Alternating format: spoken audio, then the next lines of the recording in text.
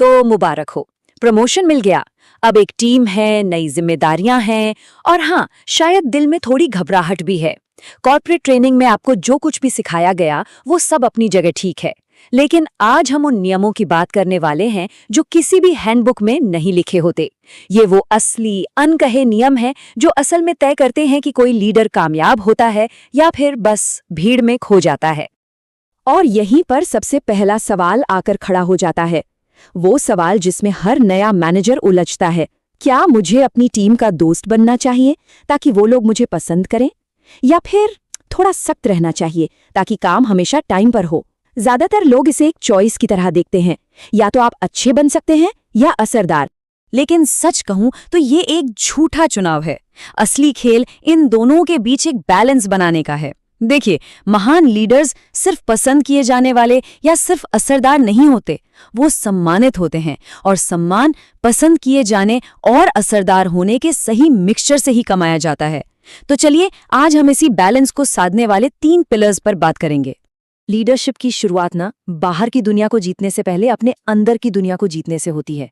इससे पहले कि आप दूसरों को संभालें, आपको सबसे पहले खुद को संभालना सीखना होगा। इसका मतलब है अपनी इमेज, अपने प्लान्स और सबसे जरूरी अपने इमोशंस पर पूरा कंट्रोल रखना। यही वो नींव है जिस पर एक मजबूत लीडरशिप की पूरी इमारत खड़ी होती है। ये 3 सिद्धांत सुनने में बहुत सिंपल लगते हैं, लेकिन असल में ये बहुत पावरफुल हैं। सोचिए, जब आप अपने बड़े प्लान्स के बारे में पहले ही सबको बता देते हैं, तो आप अनजाने में लोगों को आपके खिलाफ सोचने और रणनीति बनाने का मौका दे देते हैं। तो चुपचाप काम करें, नतीजा खुद शोर मचाएगा। और देखिए, आत्मविश्वास दिखाने का मतलब झूठ बोलना नहीं है। इसका मतलब है अपनी टीम के लिए एक मजबूत पिलर बनना। भले ही आप अंदर से थोड़ा अनश्योर महसूस कर रहे हों, आपकी शांति आपकी टीम को ताकत देती है। और ये बात इसे कितनी खूबसूरती से कहती है, जब आप खामोशी से अपना काम पूरा करते हैं और आपके रिजल्ट सामने आते हैं, तो लोगों के पास सिर्फ उस असर को मानने के अलावा कोई और चारा नहीं होता।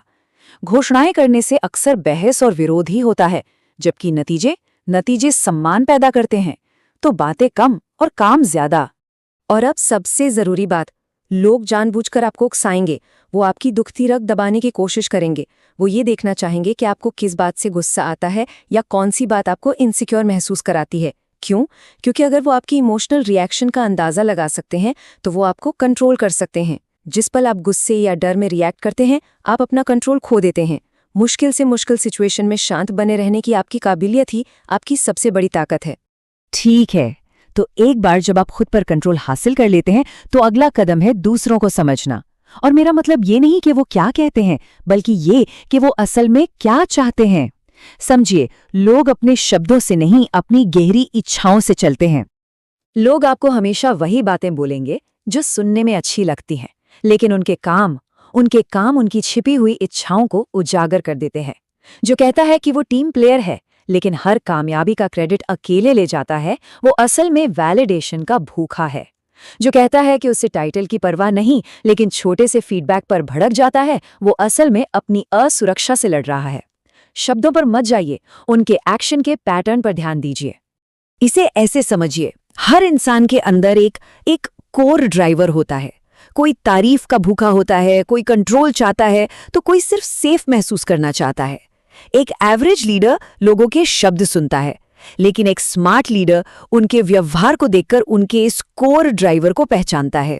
और असली खेल यही से शुरू होता है। तो यहाँ एक बहुत ही जरूरी सीख है। किसी को लॉजिक से समझाने की कोशिश बंद कर दीजिए, खासकर जब मामला इमोशन से जुड़ा हो। इसके बजाय उसकी असल जरूरत को समझिए और उसे एड्रेस कीजिए। अगर किसी को तारीफ चाहिए तो सबके सामने इसकी थोड़ी तारीफ कर दीजिए। अगर किसी को कंट्रोल चाहिए तो उसे किसी छोटे प्रोजेक्ट की पूरी जिम्मेदारी दे दीजिए। जब आप लोगों को वो देते हैं जो वो असल में चाहते हैं, तो वो खुद ब खुद आपके साथ आ जाते हैं। अच्छा, अब आगे बढ़ते हैं।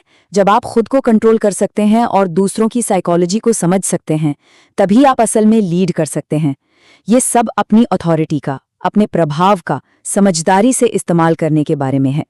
हम सबने इन तीनों तरह के बॉस देखे हैं, है ना?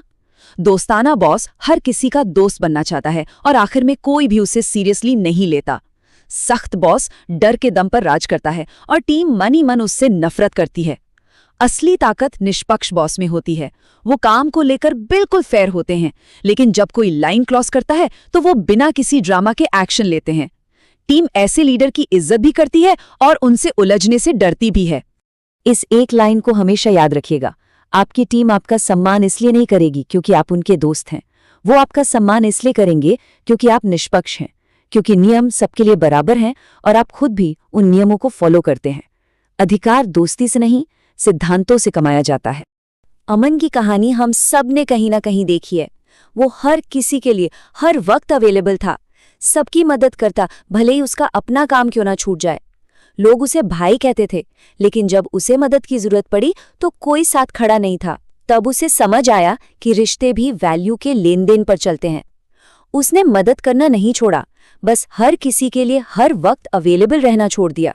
एक लीडर के तौर पर आपका समय और आपकी एनर्जी आपकी सबसे कीमती संपत्ति है। इसे बहुत समझदारी से खर्च करें। तो थ्योरी बहुत हो गई, हमने सिद्धांतों की बात कर ली, अब इन्हें एक्शन में लाने का टाइम है। एक नए लीडर के तौर पर आप कल से क्या करना शुरू कर सकते हैं? ये रहा आपका पहले 90 दिनों का गेम प्लान। मीटिंग्स वो जगह है जहां आपकी लीडरशिप का असली टेस्ट होता है। उन्हें सिर्फ बातचीत का अड्डा मत बनने दीजिए। एजेंडा तय करके आप बातचीत को कंट्रोल करते हैं।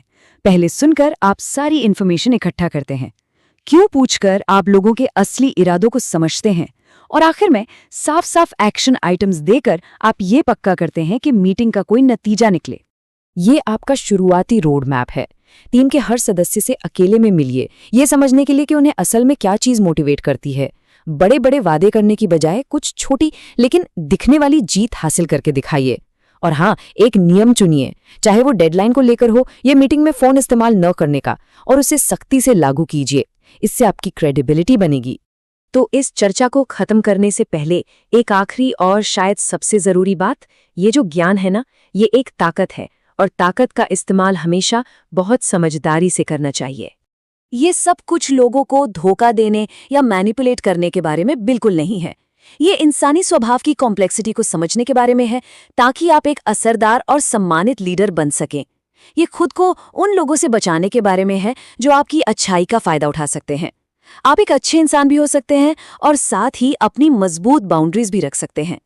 आखिर में बात बस इतनी सी है कि ऑफिस में, आपकी टीम में एक खेल हमेशा चल रहा होता है। आप इसे पसंद करें या ना करें, ये एक सच्चाई है। सवाल ये नहीं है कि आप खेलेंगे या नहीं, सवाल ये है कि आप कौन सी भूमिका निभाएंगे। इन नियमों को समझकर आप सिर्फ एक मोहरा बने रहने की बजाय खेल को आकार देने वाले खिलाड़ी बन सकते हैं, और चुनाव हमेशा आपका होता है।